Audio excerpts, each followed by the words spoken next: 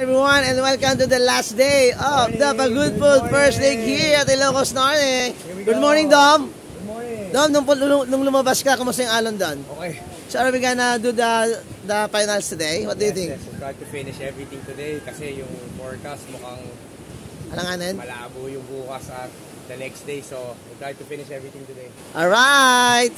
Dami, Dom. Hey, Blanche! Morning! Yung mga picture natin ni Goba, ayusin nyo yun.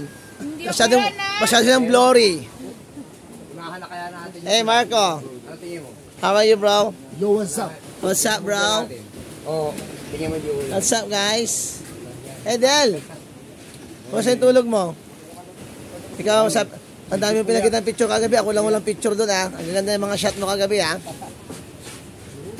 Morning, Alma. Morning! Alright, kape na. Hey, Long. Kumusta yung kausap natin kahapon? Alright. Morning. Morning, everyone.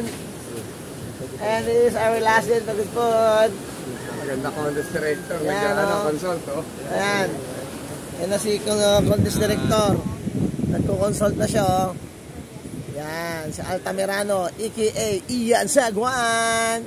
Alright. Yan yung mga naiwan sa finalists. Mga finalists natin yan. From Siargao, from La Union, from Baler. There we go.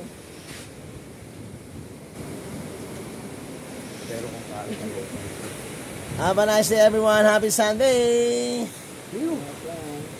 And of course, thank you God for another day, another life. Lemon Surf Star.